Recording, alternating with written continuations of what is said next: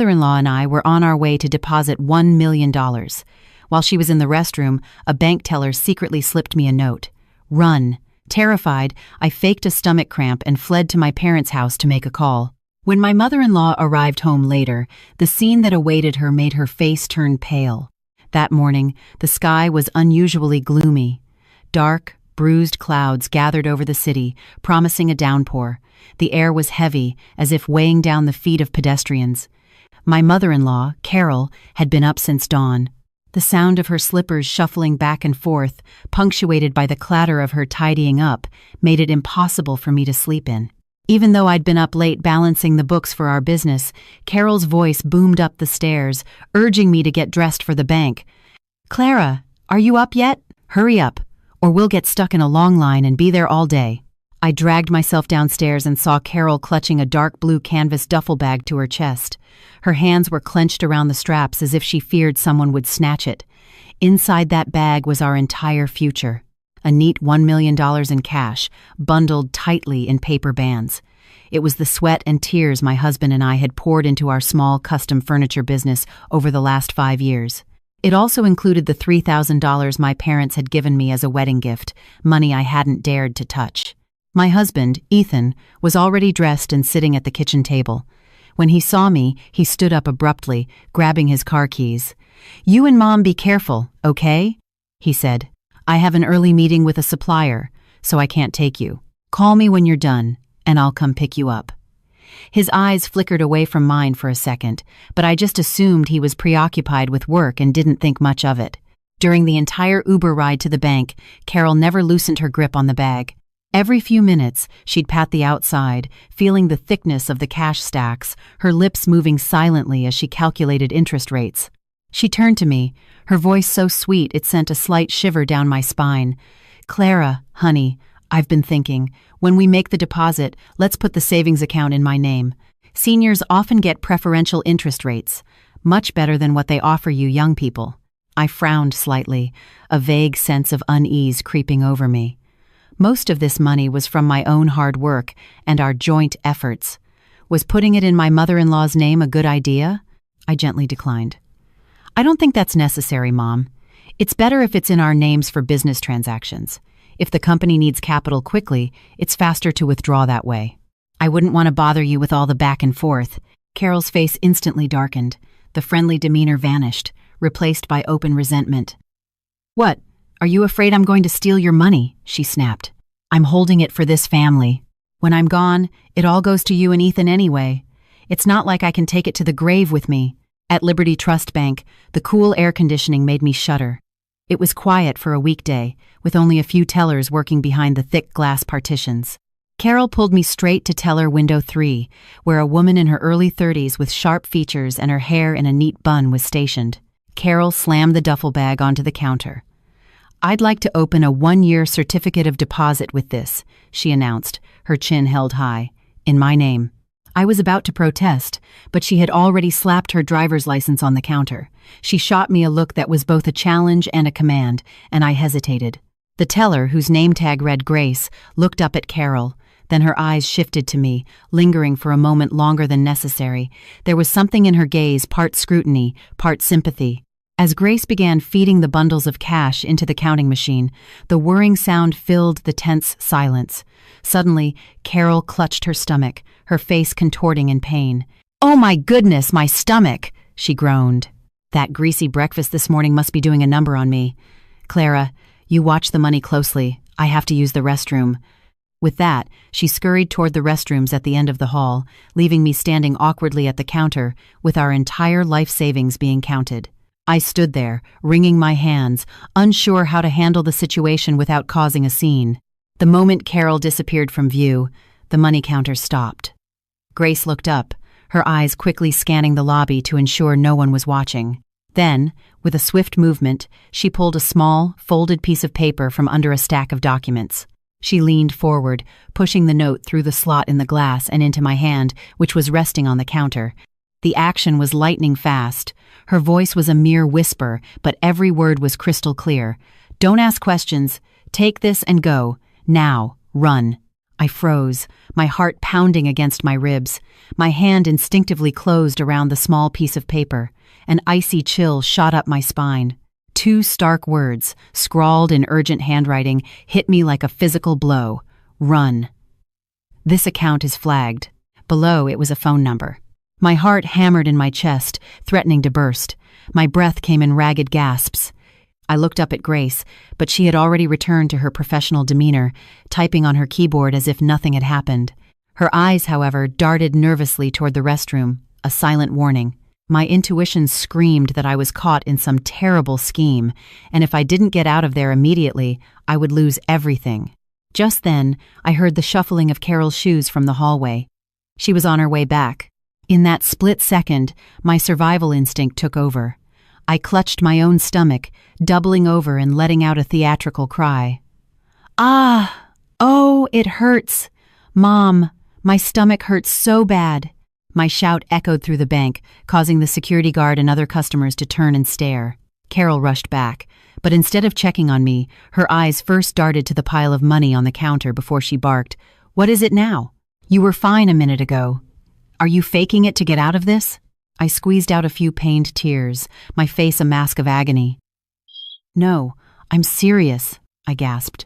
"It feels like I'm being stabbed. It might be my appendix." "Mom, I need to go to the hospital, now." I leaned heavily against the counter, forcing my limbs to tremble and sweat to bead on my forehead, though it was a cold sweat of pure terror. Carol looked at me suspiciously, clicking her tongue in annoyance. "What a pain. We're almost done here. Can't you just sit and wait until I sign the papers?" Hearing the word sign, a wave of panic washed over me. If she signed, the money would officially be gone.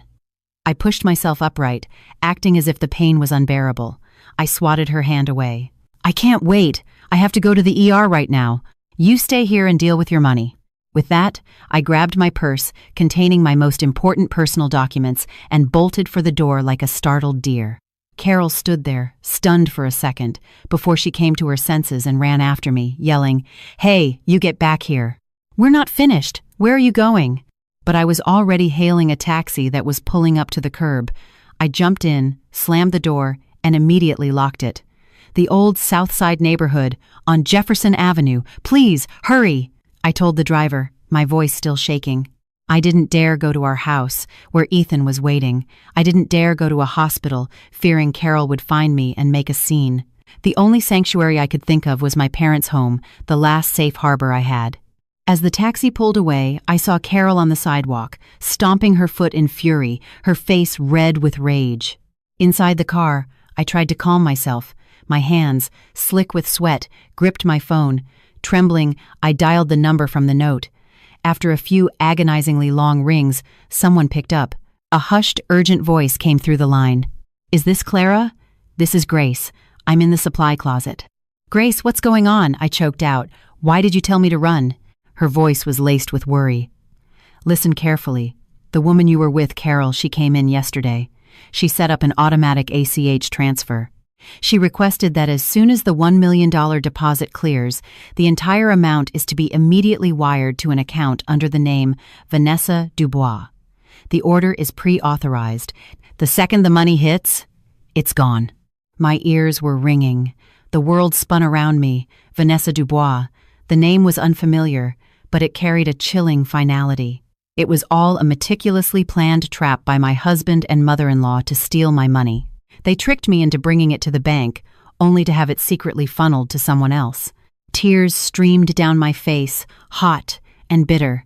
I looked out the car window at the bustling city streets, but all I felt was a profound, icy loneliness. All my trust, all my years of sacrifice, had been repaid with this cruel, devastating betrayal. I burst into my parents' house like a fugitive escaping a storm, my face ashen, my breathing shallow and erratic. My parents were in the living room, sipping coffee. Seeing me in such a state, they both shot up in alarm, their mugs clattering on the coffee table. My mother rushed to my side, her warm hand rubbing my back. "Clara, honey, what is it? Why are you here? You look like you've seen a ghost." Before I could explain, my phone vibrated violently in my purse. The ringtone was shrill and jarring. I glanced at the screen. "Ethan is less than 3, was flashing insistently. Below it, a notification showed 20 missed calls in the last 15 minutes. Less than half an hour later, the roar of a motorcycle engine shattered the quiet of the small street. Ethan and Carol stormed into the yard. Carol, not even bothering to take off her helmet, screeched, "Clara! Where is she? What are you hiding here for? Trying to run off with the money after that pathetic little act at the bank?" My father frowned. He stood up, his thin frame exuding the quiet authority of a retired schoolteacher. "Carol, please calm down. Whatever the issue is, come inside and we can discuss it civilly. There's no need to shout in the yard for all the neighbors to hear." Carol stomped into the house, slamming her purse on the table, her eyes darting around like a hawk searching for prey. Ethan followed, his face flushed and sweaty, but the look he gave me held no concern for my well-being, only suspicion and anger. "What is this, Clara?" he said, trying to sound calm, but his voice was strained. "You just ran out of the bank, leaving my mother there all alone. Do you have any idea how embarrassing that was? Where is the money? Give it to me so I can go finish the deposit." I shrank behind my mother, looking at the man I had shared a bed with for 5 years. Suddenly, he was a terrifying stranger. I took a deep breath, trying to steady my voice, and decided to test Grace's warning. "The money is already deposited," I said, my voice weak but clear. I signed the deposit slip right before my stomach started hurting. The confirmation text came to my phone, so I came here to get my insurance card. "Didn't you check your phone, Mom? I had it transferred directly to your account." For a split second, the room fell silent. Then, a dramatic shift occurred on their faces. Carol's angry scowl melted away, replaced by an unmistakable flash of greedy triumph. She scrambled to find her phone. Ethan, equally eager, snatched it from her hand, his thumb swiping furiously across the screen to check for the transfer notification. A few seconds later, the smirk on his face vanished, replaced by a pale, rising fury. He whipped his head around to face me, his eyes blazing as if he wanted to devour me whole. "There's no notification," he snarled. "The account is empty. Who do you think you're fooling, Clara?" In that moment, watching their expressions shift from aggression to greed and then to bitter disappointment, the last remnants of trust I had for them shattered into a million pieces. I finally understood that in their eyes, I wasn't a wife or a daughter-in-law. I was just a fat prize they were trying to tear apart. The air in my parents' living room was thick with tension. The silence after Ethan's accusation was suffocating. Just then, another vehicle screeched to a halt outside. Jessica, my sharp-tongued sister-in-law, burst in, still wearing sweatpants and a stained t-shirt, her hair a mess. The moment she saw me, she pointed a finger in my face, her voice high and piercing. "You have some nerve, Clara. Tricking my elderly mother at the bank and then trying to sneak off with the money to your parents' house? People as shameless as you are a dime a dozen where I come from." Jessica lunged forward, trying to grab the purse I was clutching to my chest. Her aggressive, unrefined behavior made my mother gasp in horror. My father could no longer contain himself. He slammed his hand flat on the glass coffee table with a loud crack that made everyone jump. He shot to his feet, pointing a trembling finger toward the door, his voice booming with authority. "Is this a marketplace? This is my home. My daughter is unwell, and no one will lay a hand on her here. If you continue to cause a disturbance, I will call the police." My father's stern demeanor and unwavering resolve made the trio falter. Jessica recoiled, muttering curses under her breath as she retreated behind her mother. Seeing that intimidation wasn't working, Carol immediately switched to her well-rehearsed victim act. She collapsed into a chair, slapping her thighs dramatically as crocodile tears streamed down her face. "Oh, heaven help me! I've given my life to my children, worried about every little thing for them, and this is how my in-laws treat me? Like a thief?" she wailed. "I was just worried about Clara carrying all that cash. What if she dropped it or got robbed? It's our whole future." "It's not like I wanted it for myself," she sobbed while peeking through her fingers to gauge my parents' reactions, but was met only with cold silence and their deeply disappointed stares. Ethan, seeing his mother's over-the-top performance, stepped in to play the role of the reasonable husband. He approached me, his voice soft and placating, but his eyes never left my purse. "Come on, Clara. Mom was just worried about us. Give me the money. I'll take it home. You can stay here and rest for a few days until you feel better. I'm not mad at you." I looked into his eyes and saw the nauseating hypocrisy. I tightened my grip on my purse, struggling to keep my voice steady. I'm really not feeling well. My blood pressure has dropped. I'm dizzy. The money, I've put it somewhere safe. You should just go home. When I'm better, I'll handle it. Please don't push me. I feel like I'm going to pass out. My mother, seeing my genuinely pale face a result of fear and stress, quickly stepped in and helped me to the guest room. She turned back to them, her voice firm. You all need to leave and let her rest. Their finances are their own business to sort out. We won't interfere, but we will not allow anyone to bully our daughter in our own home. Faced with my parents' resolute stance, the three of them reluctantly got up to leave. Before walking out, Ethan shot me a menacing look and whispered, just loud enough for me to hear, "You'd better think this through, Clara. Don't make me play rough." The sound of their vehicles faded, restoring quiet to the house. But inside me, a much larger storm was just beginning to brew, fierce and destructive. That night, long after my parents were asleep, I lay awake, tossing and turning. The image of that crumpled note with the word "run" haunted me. I quietly got up, changed into dark clothes, and slipped out the back door like a fugitive in my own life. The meeting spot was a small, dimly lit coffee shop tucked away in a quiet alley where the faint glow of a streetlight wasn't enough to clearly see faces. The damp air from the afternoon's rain added to the mysterious atmosphere. I sat huddled in a corner, my hands wrapped around a hot tea, but a chill ran deep in my bones. I watched the door nervously, terrified of being spotted by my in-laws. A few minutes later, a woman in a raincoat and a face mask walked in. She scanned the room and then headed straight for my table. When she pulled down her mask, I recognized her instantly. Grace, the bank teller. And then another memory surfaced. She was my old high school classmate, the girl who sat in front of me in calculus and was always borrowing my eraser. Grace took my hand. Hers was just as cold as mine.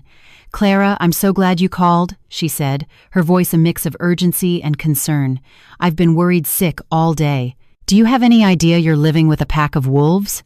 Grace pulled out her phone and showed me a screenshot from her work computer. Sensitive bank information was redacted, but the core content was clear. It was a pre-authorized withdrawal request. The beneficiary was a name completely foreign to me, Vanessa Dubois. 3 days ago, Grace explained, pointing to the name, Carol came to my window with a young, pregnant woman. They were very familiar with each other. Carol kept rubbing the woman's belly, cooing about her grandson.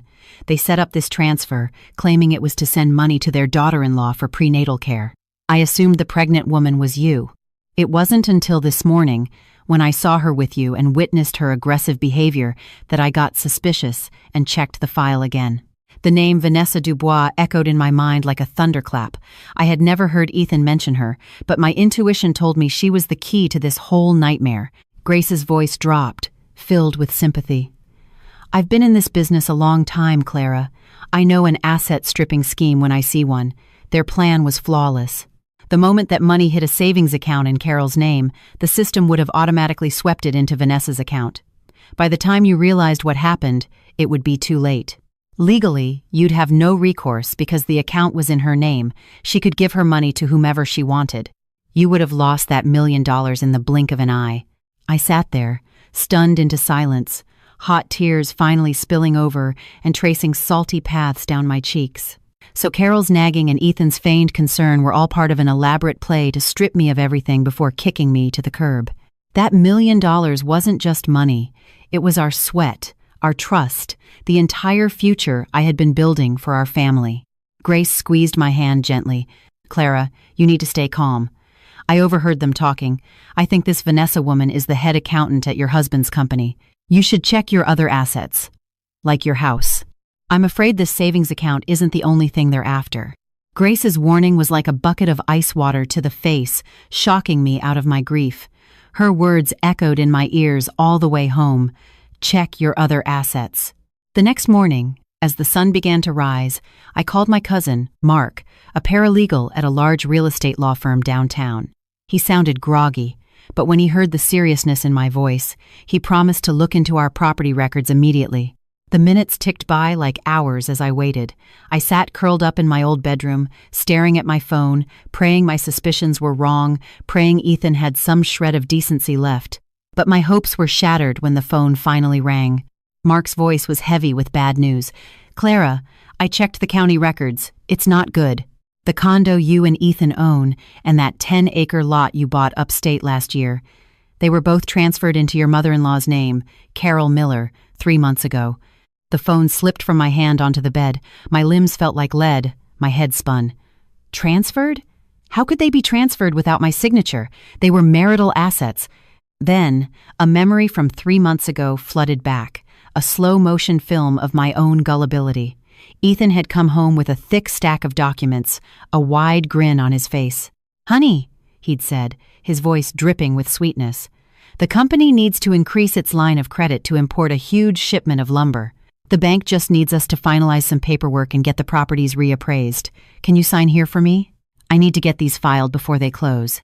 At the time, trusting him completely and seeing how stressed he was, I had signed my name on every line he'd marked with a pencil without reading a single page. I let out a bitter laugh, tears of self-loathing streaming down my face. I was laughing at my own pathetic naivety. Buried in that mountain of paperwork had been a quitclaim deed. I had voluntarily signed away my rights to our shared property, allowing Ethan to transfer everything to his mother. They had been planning this for a long time, fattening me up like a pig for slaughter. I had been masterfully deceived by the man I loved most, stripped of my home and land without ever knowing it. I looked around the room I grew up in, thankful I at least had this place to come back to, but the pain of betrayal, of having my life's work stolen, was a physical ache in my chest. I remembered Carol's triumphant look yesterday, the way she caressed the duffel bag. Of course, she already held all the cards. She knew the only thing I had left was that $1 million in cash, and she was determined to swallow that too. I wiped my tears, my gaze hardening. I couldn't just sit here and cry. I had lost my home, my land, but I would not lose my last shred of dignity. This war was just beginning. After a sleepless night, I decided I couldn't hide at my parents' house forever. That would be admitting defeat and handing them my assets on a silver platter. I needed to return to the lion's den, play the part of the naive wife to buy time and gather more evidence. The next morning, I put on a little makeup to hide my swollen eyes, took a deep, fortifying breath, and took a taxi back to the house. As I walked in, the rich aroma of chicken noodle soup filled the air, a bizarrely domestic scene I hadn't witnessed in the 5 years I'd lived there. Ethan was at the stove, wearing an apron, stirring a large pot. When he saw me, he immediately turned off the burner and rushed over, his face a mask of excessive concern. He took my bag, his voice sickeningly sweet. "You're back! I was so worried, Clara. I kept calling, but you didn't answer. I wanted to come get you, but I was afraid your parents were still upset." He guided me to a chair. "Are you still feeling weak? I made you some chicken soup with herbs. It's good for you." I looked at this man, who just yesterday had glared at me with rage and suspicion, now performing a 180-degree turn. I fought back a wave of nausea and managed a weak smile. "I'm better now. I think it was just low blood pressure and stress. Please don't be mad at me." Ethan helped me to the sofa and placed a steaming bowl of soup in front of me. "A husband and wife don't get mad at each other," he cooed, blowing on a spoonful. "Mom was a little hot-headed yesterday, but you know how older people are. They worry. Don't hold it against her. The money is ours no matter where it is, right? Whether she holds it or you do, it's all the same." He was already steering the conversation back to the main point. His hand rested on my shoulder, rubbing it gently, but I could feel the calculation in his touch. I kept my head down, pretending to eat the soup, which tasted as bitter as poison. After I finished, Ethan sat closer. "So," he whispered, "that $1 million you brought back, why don't we go deposit it now? The business really needs the working capital for that lumber order. It's not safe keeping that much cash in the house." I knew it. All this kindness was contingent on that money. I set the spoon down and sighed, putting on a look of deep regret. "Oh, shoot. I completely forgot to tell you. Yesterday, on my way to my parents', I was so scared, carrying that much cash, that I stopped at an ATM near their place and deposited it all into my personal account." Ethan's face fell, but he quickly forced a smile. "Oh, well, that's fine. A wire transfer is even faster. Can you transfer it to the company account now? We really need it." I shook my head, looking miserable. That's the problem. I was in such a panic that I entered the wrong PIN 3 times and my card got locked. The bank said it will take 3 to 5 business days to unlock it, and I left my driver's license at my parents' house. Ethan shot up from the couch, unable to hide his frustration. "Clara, how could you be so careless? You got your card locked over a simple deposit? Now where are we supposed to get the capital?" Watching his true colors bleed through the cracks in his concerned husband facade, I had to suppress a smirk. This cat-and-mouse game was just getting started. To quell his rising anger, I played the meek wife again, promising to go back to my parents' house to get my ID as soon as possible. Ethan stomped upstairs.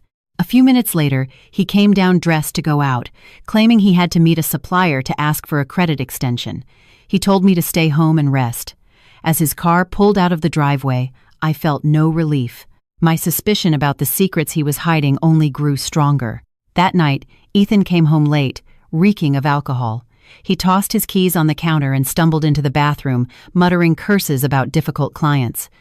As the sound of the shower started, I tiptoed over and grabbed his car keys, my heart pounding like a thief's. I slipped out to the garage and quietly opened the car door. The overpowering scent of men's cologne and stale cigarette smoke hit me. This was my husband's car, yet it felt so alien. I started searching, checking every compartment, hoping to find a clue about this Vanessa. The glove box was empty, except for old gas receipts and crumpled cigarette packs. I was about to give up when my eyes landed on the center console armrest. It looked slightly raised, not flush as it usually was. I pried it open and found a small compartment beneath the lining. Tucked inside was a small black burner phone, the kind with a long battery life, strong signal, and most importantly, nearly impossible to trace. The kind of phone a man uses to talk to his mistress. My hands trembled as I picked it up. The screen lit up with a notification for an unread message. I opened the inbox. The words on the screen were like needles stabbing into my heart. The sender was saved as V is less than 3. The messages were so crude and brazen, it was hard to believe. "Honey, did you get the $1 million from that old hag yet? The baby's kicking like crazy. I need the down payment for that new SUV this week so I can get to my appointments." Another message, sent that afternoon. "Remember to play your part. Don't let her get suspicious. As soon as we have the money, we file for divorce and get her out of the house for good. I'm sick of sneaking around." Tears blurred the venomous words on the screen. I bit my lip to keep from sobbing out loud. So, it wasn't just an affair. Ethan was raising another child, the grandson his family so desperately wanted. I took out my own phone and shakily photographed every single message, then carefully placed the burner phone back where I found it, smoothing the lining over it. I sat in the car for a long time, breathing in the smell of deceit, steeling myself for what I had to do next. When I went back to the bedroom, Ethan was snoring loudly, dead to the world. I lay down on the far edge of the bed, a wave of disgust washing over me every time I looked at his sleeping face. The next morning, I pretended to go grocery shopping, but instead went to a library to use a computer and search for Vanessa Dubois. The only clues I had were that she was the accountant at Ethan's company and was close with my sister-in-law Jessica. I went to Jessica's Facebook page and scrolled back through months of posts. And there it was. In a photo from a fancy restaurant 3 months ago, Jessica had tagged a young woman with a round face and flawless skin named Vanessa Dubois. I clicked on her profile. It was a gallery of a lavish lifestyle, designer handbags, expensive vacations, and, most notably, photos documenting a growing baby bump. What made me freeze was seeing Carol and Jessica in so many of the pictures. In one photo of a cozy family dinner, Carol was serving Vanessa food, her face split in a wide grin. She looked at Vanessa with a loving adoration she had never once shown me. In the comments, Jessica had written, "My future sister-in-law is the most beautiful. Can't wait for my little nephew to arrive." Vanessa had replied, "Thanks, Auntie Jess. You and Mom Miller are spoiling me so much." I read their exchanges, feeling like an invisible ghost, completely erased from their picture of a happy family. They had already accepted her as the real daughter-in-law, all because she was carrying Ethan's child, something I couldn't give them after 5 years of marriage. They welcomed her, showered her with gifts, all paid for with the money Ethan and I had earned together. While I was working myself to the bone, they were enjoying life with her. I remembered all the times Carol had complained of backaches to get out of cooking, forcing me to come home from a long day at work and slave away in the kitchen. It turned out she was busy taking care of her precious new daughter-in-law. I bitterly realized that to them, I was nothing more than a cash machine, a tool to be used and discarded. Carol's cruelty wasn't just about money, it was about how she stomped on my dignity, conspiring with her son's mistress to ruin me, all for the sake of a grandson. I closed the laptop, my heart cold as ash. All my hopes for family and affection were dead. Knowing who my enemies were and the depths of their depravity, I understood that only irrefutable proof would allow me to turn the tables. I went online and ordered a tiny, professional-grade listening device with a long battery life and Wi-Fi connectivity. It arrived that afternoon. When the house was empty, I tested it and looked for the perfect hiding spot. The living room was where Carol and Jessica spent hours gossiping. I chose a spot under the coffee table, hidden from view, and secured it with double-sided tape. That afternoon, I said I was meeting an old friend, but instead went to a quiet cafe down the street, put in my earbuds, and activated the listening app on my phone. My heart pounded in anticipation. Around 4 p.m., I heard the front door open, followed by the cheerful chatter of Carol and Jessica. They sounded happy, like they'd been shopping. Carol plopped down on the sofa with a sigh. God, my feet are killing me. But it was worth it to get all those cute things for the baby, wasn't it? Jessica giggled. Mom, you're spoiling Vanessa rotten. By the way, Clara still hasn't coughed up the money. She keeps making excuses. You don't think she suspects something, do you? Carol's voice, sharp and dripping with contempt, crackled through my earbuds. Suspect what? That girl is an idiot. I know her type. She worships the ground Ethan walks on. A few sweet words from him and she'll do anything. She's just being stingy, trying to hold on to it for a bit. She paused. You tell Ethan to keep up the pressure.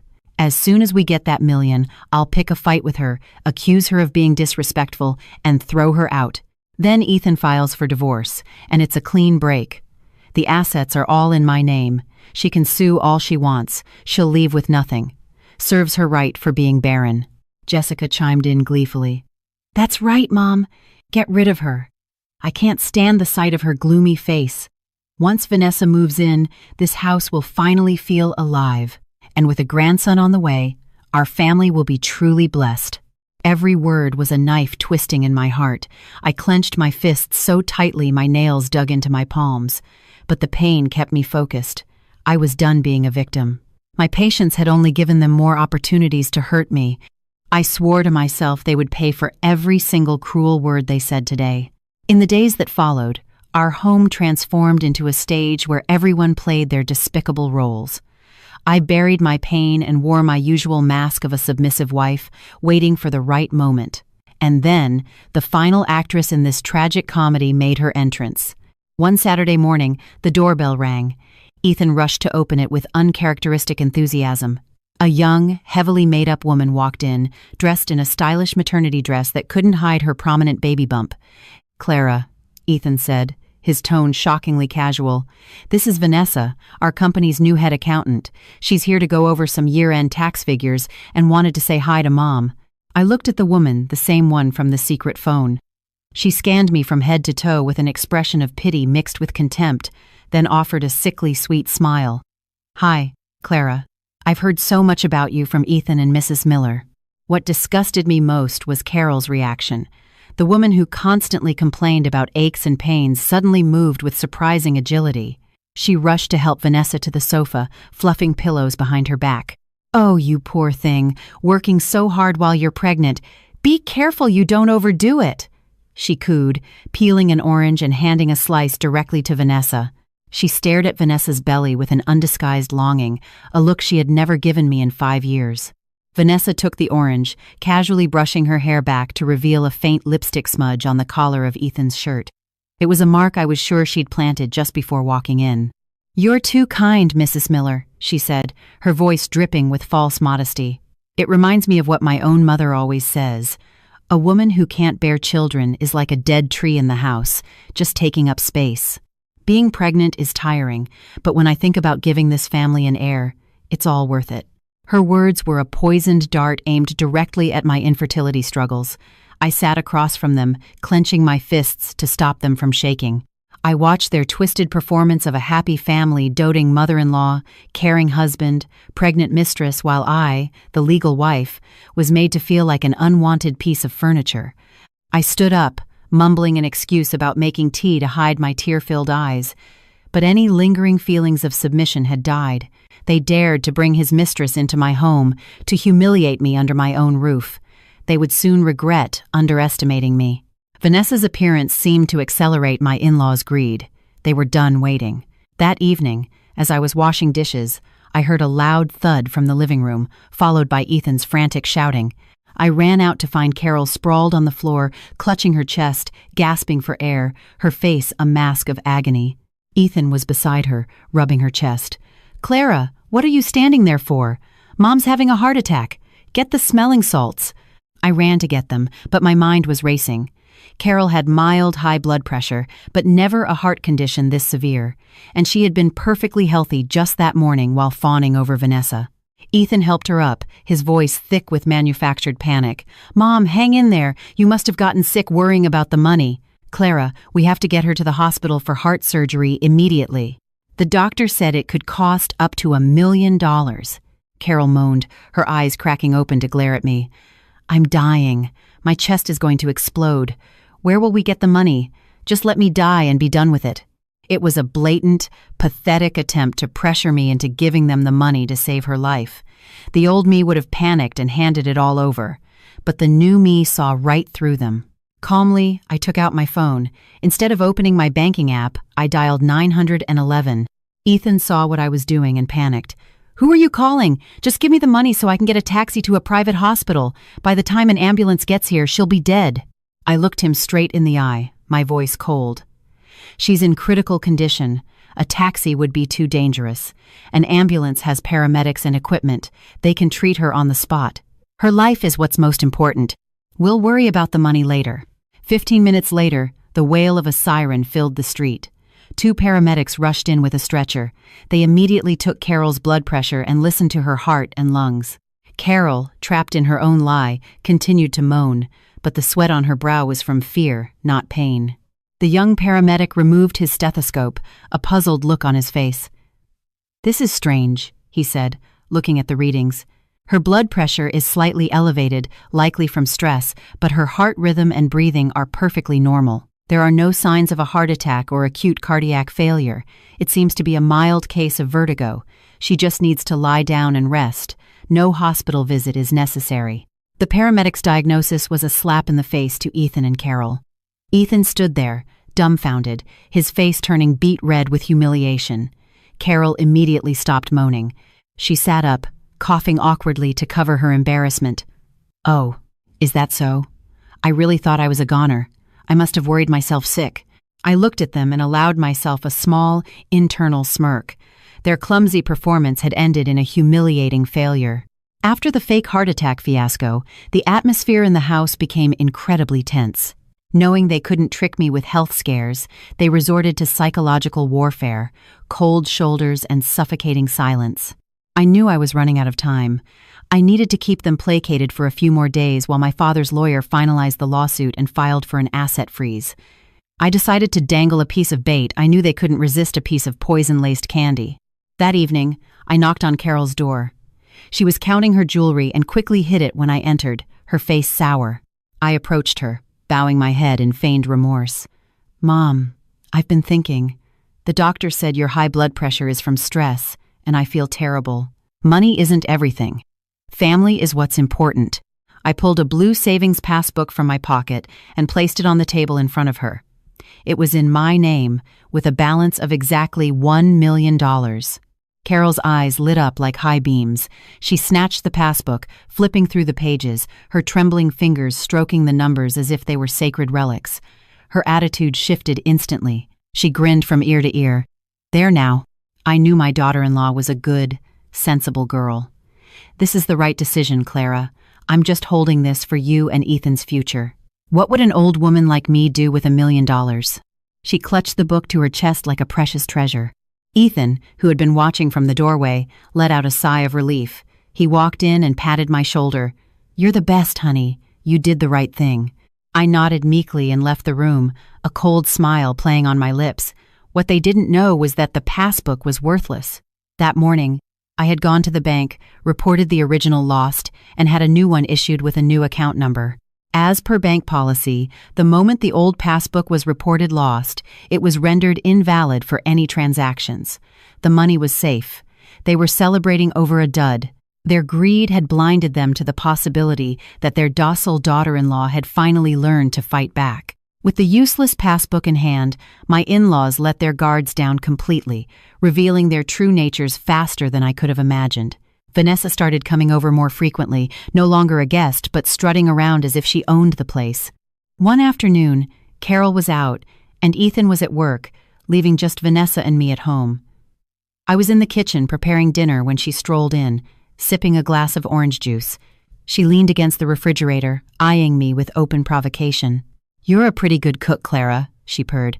"I can see why Ethan said it might be worth keeping you around as a maid. Saves money on hiring help." I stopped chopping vegetables and looked at her, my face a blank mask. "What did you say?" She let out a derisive laugh. "Oh, don't play dumb. Did you really think handing over that passbook would save you? Do you know how many times Ethan and I have been in that bed you sleep in? You should do yourself a favor and get out now, before you're thrown out like trash." Her audacity was breathtaking. She had stolen my husband and my money, and now she wanted to trample on my dignity. But instead of slapping her as my instincts screamed, I remembered my lawyer's advice. I surreptitiously reached into my apron pocket and pressed the record button on the small device I now carried everywhere. I took a deep breath, feigning fear. How can you admit that? Aren't you afraid of karma? You and my husband are having an affair and trying to steal my assets, aren't you? Seeing me tremble, she grew bolder, thinking I was completely broken. She leaned in close, her voice a venomous whisper. "That's right, you fool. Karma? In this world, money is power. The house, the land, it's all in his mother's name now. That million is in her hands, too. You have nothing. You were just the golden goose. We have the eggs. Now it's time to cook the goose. After I give birth to this family's heir, you'll see what hell really looks like." Every self-incriminating word was captured perfectly by the device in my pocket. I lowered my head to hide the fire in my eyes, but a sense of victory surged through me. Her arrogance would be her downfall. I said nothing more, just turned back to my chopping board, the knife coming down with a new, resolute force. With the recording in my possession, I knew I couldn't fight this battle alone. The next morning, I used the excuse of needing my ID to unlock my bank card and went to my parents' house. The moment I saw them watering plants in the front yard, the dam of pent-up grief broke. I ran into my mother's arms and sobbed like a child. After I calmed down, I placed the recorder on the table and pressed play. In the quiet of their modest home, Vanessa's cruel taunts and Carol's wicked scheming filled the air. My father, a man who had been a teacher his entire life, listened, his face turning a deep shade of red. His hands clenched into fists, veins popping on his temples. When the recording ended, he slammed his hand on the table. "Those animals," he roared, his voice shaking with fury. "What do they think my daughter is? Something to be used up and thrown away?" My mother wept, her heart breaking for the daughter she had raised so carefully. "Clara, come home," she pleaded. "Leave that house. We may not be rich, but we won't let you starve. Those people will destroy you." I looked at my parents, my heart aching, but my resolve was firm. If I left now, I'd lose everything. "Don't worry," I said, my voice steady. "I'm not going to let them win. I've lost my home, my land, and my youth to that family. I'm going to get it all back. Dad, I need your help." My father's anger transformed into determination. "Anything, Clara. I'll sell this house if I have to hire the best lawyer for you. We will fight them." I leaned in and whispered my plan for Carol's upcoming 70th birthday party, the trap I would set to expose them in front of everyone. Returning to the house, armed with photocopies of my ID to keep up the charade, I was met with renewed warmth. Believing the million was as good as theirs, they dropped their guard and focused all their energy on Carol's milestone birthday party. Invitations were printed on gaudy, gold-embossed cardstock and sent to everyone they knew, relatives, neighbors, Ethan's business partners. Carol wanted to show off her son's success, and more importantly, to officially introduce Vanessa to society. At dinner one night, Carol announced, "Clara, for my party, I'm planning a huge celebration. I want to invite Vanessa too. After all, she's been such a help to Ethan's business, and she's pregnant. We need to show our gratitude. I kept my eyes on my plate. Whatever you think is best, Mom. Ethan saw my compliance and shot his mother a triumphant look. A few days before the party, Ethan tossed a bundle of fabric at me. It was an old, frumpy, purple polyester dress that Carol hadn't worn in a decade. "Wear this," he ordered. "We'll have important guests. I don't want you showing off in some flashy dress. And on the day of the party, you stay in the kitchen and supervise the caterers. Don't come out and mingle. You're so clumsy, you'd probably drop something and embarrass me." I held the dress, the smell of mothballs stinging my nose. He wanted to hide me away like a dirty secret to make room for his glamorous mistress. He wanted to turn me into a servant in my own home. He had no idea how ludicrous he sounded. "Of course, Ethan," I said, nodding obediently. "I'll make sure to fulfill my duties." My duty, I thought, to bring the curtain down on their entire charade. In the days leading up to the party, the house was a whirlwind of activity. While they were busy with decorations and fittings, I was quietly preparing for my own main event. I met with my father's lawyer friend, Leo, and finalized the lawsuit. "Clara," he said, looking over the evidence, "this is more than enough to put them away, or at least bankrupt them. I've already filed for an emergency asset freeze. The court will serve the papers the Monday after the party. They won't be able to move a dime." I also secretly hired a professional AV team, telling Ethan I wanted a large LED screen to play a slideshow of family photos as a surprise for his mother. He was thrilled, praising my thoughtfulness. He didn't know the screen wasn't for family photos, but for the premiere of a blockbuster film about his family's true face. I edited the recordings and messages into a single, damning video, ready to be played. The night before the party, I lay in bed next to Ethan's snoring form, feeling preternaturally calm. The tears were gone, replaced by the cold patience of a hunter waiting for the trap to spring. "Enjoy your last peaceful sleep," I thought, "because tomorrow you will wake up in a nightmare of your own making." Sunday morning, the neighborhood was blasted with loud music from our house. A grand arch of flowers stood at the entrance, and a large marquee tent covered the entire backyard. Carol, dressed in a gaudy red velvet gown and dripping in gold jewelry, my wedding jewelry, which she had borrowed and never returned, greeted guests with a beaming smile. Vanessa arrived around noon, stepping out of a luxury car in a pristine white maternity dress. Carol rushed to greet her like royalty. Ethan stood beside her, looking at her with undisguised adoration, the two of them whispering and laughing, completely ignoring my existence. And me? Just as planned, I was in the kitchen, wearing the old purple dress, sweat plastering my hair to my forehead as I directed the catering staff. Ethan would occasionally storm in, not to see if I was okay, but to yell, "Why is the food so slow? Get it out there. Don't you dare embarrass me in front of my guests." I bit my tongue and nodded, my hands clenching so hard I nearly crushed the vegetables I was washing. "Yell all you want," I thought. "This is the last time you will ever speak to me like that." The MC's voice boomed from the backyard. "Ladies and gentlemen, it's time for the main event. Please welcome the Miller family to the stage." Ethan adjusted his tie. "You stay down here," he hissed at me. "Don't you dare show your face." He turned and walked away, leaving me among the dirty dishes. But he was wrong. I ripped off my apron, threw it in a corner, and pulled out the small remote for the LED screen. The music swelled as I slipped out a side door and stood in the shadows, watching the brightly lit stage where the people who had ruined my life were soaking in the applause. Ethan took the microphone, his face flushed with wine and excitement. Carol sat on a velvet throne-like chair, fanning herself, beaming as people praised her wonderful son. "Thank you all for coming to celebrate my mother's 70th birthday," Ethan began. "I wouldn't be where I am today without her, but I also have to thank a very special person, a true savior." He gestured toward Vanessa. "This is Vanessa, our head accountant and my guardian angel. When our business was struggling, she stood by my side. My mother loves her like a daughter. And soon, our family will be receiving a priceless gift from her, the next generation to carry the Miller family name." A murmur went through the crowd as all eyes turned to Vanessa and her swollen belly. She blushed demurely, but a triumphant smirk played on her lips. Carol took the microphone next. "It's true," she said, her voice thick with emotion. "I have been blessed. This family has struggled with certain issues, for years. My daughter-in-law. Well, let's not dwell on sad things. I thought I would go to my grave without ever holding a grandchild, but heaven has smiled upon me. Their words cut through me. They had publicly erased me, denied my 5 years of sacrifice. In their eyes, I was a failure, a barren tree to be cut down. I looked at my shabby dress, then at Vanessa's designer gown. The cruel contrast ignited the last of my resolve. I held the remote tightly and walked purposefully toward the stage.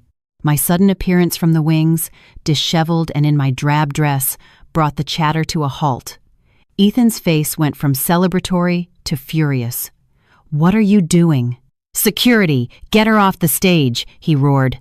But my cousins, planted in the audience by my father, formed a human wall, blocking anyone from reaching me. I snatched the microphone from the stunned MC. "Good evening, everyone." My voice rang out, no longer timid but sharp and clear. "I am Clara, Carol's daughter-in-law and Ethan's wife. For my mother-in-law's birthday, I too have a special gift I'd like to share with the whole family." Before Ethan could react, I pressed a button on the remote. The giant LED screen behind the stage flickered, and the festive slideshow was replaced by a video shot from under their living room coffee table. The sound boomed through the speakers. "That girl is an idiot," Carol's voice snarled. "Once she gives us the million, I'll find an excuse and throw her out. The assets are all in my name. She'll leave with nothing." Then Ethan's voice. "Don't worry, Mom. Vanessa's getting impatient. We need to get rid of that barren cow as soon as possible. I'm sick of looking at her miserable face." A collective gasp went through the crowd. The party went dead silent. Guests stared from the screen to the people on stage, their faces a mixture of shock and disgust. Carol's face was ashen. Vanessa shrank behind Ethan. I stood there, watching their world crumble, feeling not joy, but a profound sadness for the depths of their depravity. The video ended. The whispers began, growing into a roar of condemnation. But I wasn't finished. I clicked the remote again. Bank statements filled the screen, every transaction highlighted. "This is the savior my husband spoke of," I announced, my voice trembling with emotion. "A savior who received $100,000 a month in living expenses from our company account. A savior who received a $200,000 wire transfer for a condo down payment the same week I had to sell my wedding jewelry to keep the business afloat." I pointed to a line item highlighted in red, "Wire transfer. Car for V is less than 3. This was my money, my sleepless nights, my skipped meals, and they used it to fund their affair." I turned to Carol. "Mom, do you remember when my own mother needed surgery, and I asked Ethan for $500 for the hospital bill? He said the company was broke. That same day, he transferred $5,000 to Vanessa for a spa day. Where was your conscience?" An older man in the crowd, a great uncle, stood up, shaking with rage. "This is a disgrace. This family, pretending to be so righteous, is rotten to the core." Ethan was frozen, sweat pouring down his face. Vanessa looked like she was about to faint. I clicked the remote one last time.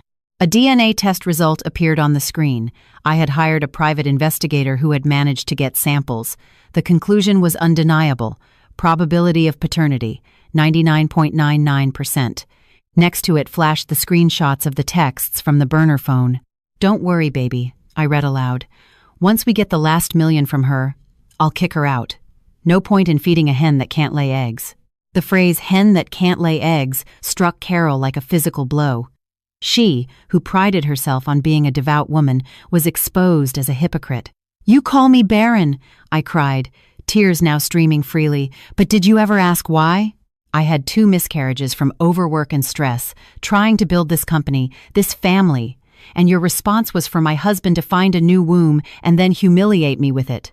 The shock was too much for Carol. She clutched her chest, her eyes rolled back, and she collapsed. This time, it wasn't an act. It was a massive stroke. The party devolved into chaos. Guests started leaving in droves, some kicking over tables in disgust. I stood on the ruined stage, watching them drown in the filth they had created, and for the first time in years, I felt a sense of release, as if a great weight had been lifted from my soul. Amid the chaos, I revealed my final, most devastating blow. I switched the slide on the LED screen one last time. 2 property deeds appeared, magnified for all to see. Ladies and gentlemen, I said, my voice cutting through the noise, this is our family home and a vacation property I bought with my own savings. 3 months ago, Ethan tricked me into signing what I thought were business loan documents. In reality, it was a quitclaim deed, transferring ownership of everything to his mother. I pointed to the name on the screen. Owner. Carol Miller. Their plan was to leave me homeless and penniless, but they forgot one thing. I played the final audio clip, Vanessa's smug voice echoing through the tent. The assets are all in his mother's name now. That million is in her hands, too. You have nothing. You were just the golden goose. We have the eggs. Now it's time to cook the goose. The sheer audacity of it sent the remaining crowd into a fury. A plate flew from the audience and shattered at Ethan's feet. Beer cans and food followed. Thieves! Scum! People shouted. Vanessa screamed in terror. Ethan tried to shield her. Carol lay on the floor, babbling incoherently. Just then, the wail of police sirens grew louder. The tent flaps parted, and my lawyer, Leo, walked in, flanked by 2 uniformed police officers. He strode to the stage, holding a thick file. "I am Leo Martinez, legal counsel for Miss Clara Evans," he announced, his voice commanding silence. "I am here with officers of the law to serve a court order." He held up a document with an official seal. "This is an emergency injunction, freezing all assets, bank accounts, and real estate registered to Carol Miller and Ethan Miller, pending an investigation into fraudulent conveyance and conspiracy to commit fraud." Ethan's legs gave out. "Freeze? You can't do that," he stammered. "The law can," Leo replied sternly. "We have irrefutable evidence that you and your mother conspired to illegally transfer marital assets." The police officers stepped forward to take Ethan and Carol's statements. The sight of the uniforms was the final straw for Carol. Her eyes went wide. A gurgling sound escaped her lips, and she began to convulse. This time, it was real. The paramedics who had been called for the commotion now had a genuine patient. As Carol was wheeled out on a stretcher, her gaudy red dress stained and torn, Ethan was escorted away by the police for questioning. His hands were cuffed behind his back, a final, humiliating end to his reign of deceit. Vanessa, seeing her meal ticket gone, tried to sneak out the back, but she was cornered by my aunts. "Where do you think you're going?" one of them snapped, grabbing her by the arm. "You destroy a family and think you can just walk away?" Vanessa burst into tears, her arrogance gone. "Please, let me go," she begged, falling to her knees. "It was Ethan. He seduced me. I'm pregnant. Have mercy." I walked over and looked down at her. "You had no mercy when you were plotting to take everything from me. The baby is innocent, but having a mother like you is its greatest misfortune." I asked my relatives to make sure she didn't leave before the police could speak with her. Then, I quietly went inside and packed a small bag. The house, once a home, now felt like a cold, contaminated tomb. I walked out the front gate. The afternoon sun was setting, casting a long, solitary shadow behind me. I had destroyed a family, yes, but it was a necessary demolition to build my own life on a foundation of truth. 3 days later, Ethan was released on bail. He showed up at my parents' house in a downpour, looking like a wreck. He fell to his knees in the mud outside the gate, wailing my name. "Clara, I was wrong. Please, forgive me." "She put a spell on me. My mother forced me. I still love you." I walked out with an umbrella and stood before him. The love I once felt was gone, replaced by a cold disgust. "Get up, Ethan. Don't dirty my parents' driveway," I said. "You were forced? Who tricked me into signing away our house? Who called me a hen that can't lay eggs? Who wired my money to his mistress?" "I know I'm scum," he sobbed, rain and tears mixing on his hollowed-out face. "But my mom is paralyzed. The company is bankrupt. I've lost everything. For the sake of our years together, drop the lawsuit. I'll treat you like a queen, I swear." He still didn't get it. He wasn't sorry for hurting me. He was sorry he got caught. "Our years together ended the day you brought her into our lives," I said, my voice like ice. "The divorce papers are filed. Our assets will be divided by the court. We are strangers now. Never come here again." I turned and walked back inside, leaving him kneeling in the rain. My father, unable to restrain himself any longer, grabbed a broom and ran out, swatting at him. "Get out! Get out of here, you ungrateful parasite!" Ethan scrambled away like a beaten dog. The sound of the rain on the roof felt like applause. The rumors of what happened next trickled back to me through old neighbors.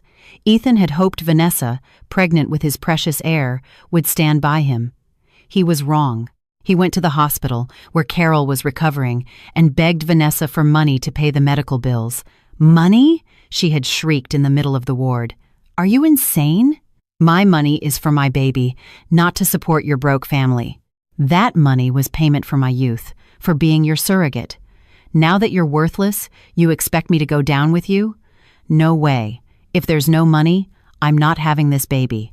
Carol, lying paralyzed in her bed, heard every word, silent tears of regret streaming down her face. When Ethan tried to grab Vanessa, she clawed at his face, and the two had to be separated by security. Their great love affair, stripped of its financial foundation, was nothing but ugly, transactional greed. The day we went to court, it was a gray, miserable day. I walked in, confident and composed, with Leo by my side. Ethan sat hunched and defeated. The judge was swift. The fraudulent property transfer was nullified. Due to Ethan's egregious marital fault, I was awarded 70% of our total assets. Ethan was left with the worthless, debt-saddled lot upstate and a mountain of legal fees. Holding the divorce decree, I stepped out of the courthouse into the fresh, rain-washed air of freedom. The sun was breaking through the clouds. My past was over. A year has passed. My life has found a quiet rhythm. The news about my old family is a tragic epilogue. Ethan's company went bankrupt. He now drives for Uber to make ends meet. After giving birth to a son, Vanessa, seeing no future with a broke loser, abandoned the baby with the Millers and ran off with a new, wealthy man. The precious grandson Carol had sacrificed everything for became the final, ironic burden. Paralyzed and incontinent, she now lives with Ethan in a cramped, squalid apartment, forced to listen to the cries of a baby she can't care for and the drunken curses of the son she ruined. It is a hell of their own making. With the money I rightfully reclaimed, I opened a small flower shop I named Serenity Blooms. Life is simple now, filled with the scent of roses and the quiet joy of creating beauty. My days are peaceful. Today, the sun is bright. As I arranged a bucket of daisies outside my shop, I saw him across the street, Ethan. Dressed in a faded rideshare t-shirt, he looked haggard and broken. He stood behind a tree, just watching me. He took a half step forward, then stopped, a wall of shame holding him back. I met his gaze, feeling not hatred or triumph, but a strange, calm detachment. He was a stranger from a past life. I had forgiven them, not because they deserved it, but because I deserved peace. Ethan turned and shuffled away, disappearing into the lunchtime crowd. I turned back to my flowers, took a deep breath of the fragrant air, and smiled as the bell on my shop door chimed, announcing a new customer, a new day, a new life, planted and nurtured by my own